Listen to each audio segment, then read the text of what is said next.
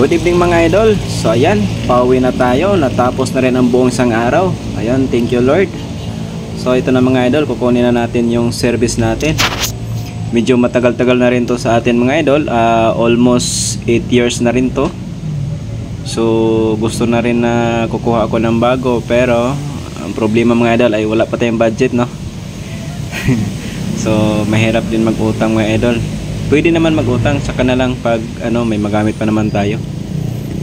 So yun na nga mga idol, buti na lang kamo ay tumigil na yung ulan. Kanina kasi mga idol, napakalakas na ng ulan. Ulan tsaka hangin. Siguro tag-ulan na ngayon dahil buwan ng Hunyo. So ayan mga idol, pinapadyakan na lang natin yung motor natin dahil nga sira na yung starter natin. Nasira na, ayaw na umandar. Goods naman yung battery, pero siguro yung starter niya mismo yung sira. So ganun talaga mga idol, ay patagal na yung gamit, no. Syempre may mga naramdaman na rin. So ayan ang mga idol, ay pauwi na tayo. So ito lang talaga ang buhay sa Manila, ganito lang araw-araw. Ayan, pauwi na tayo.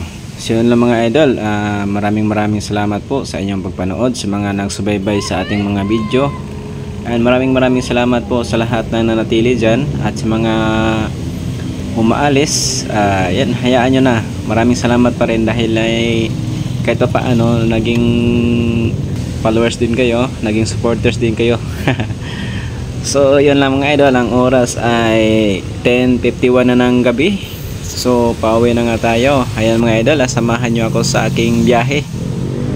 So dito nga pala tayo ngayon sa Taytay. Ayan, palapit na tayo dito sa Taytay Tikling, paakyat ng Antipolo. So basang-basa ang kalsada mga idol dahil nga lakas ng ulan kanina. So buti na lang kamo mga idol ay tumila na.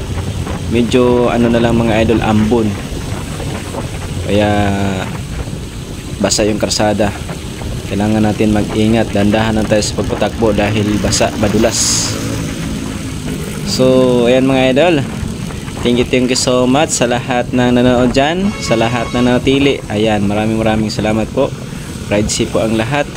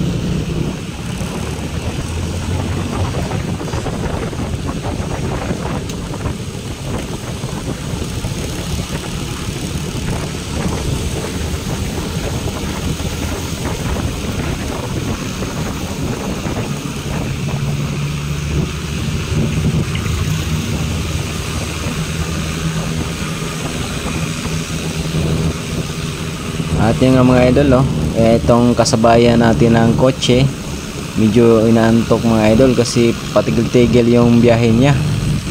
Siguro galing to sa malayong lugar at medyo napagod siguro, kaya iwan, hindi natin alam kung ano.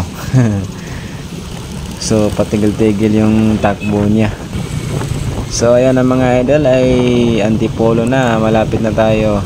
Dito na tayo sa stoplight.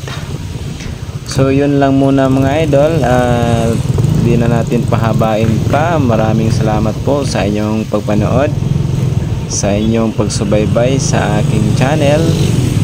So maraming salamat po sa inyo lahat. Ride safe ang lahat mga idol. Ingat po. God bless.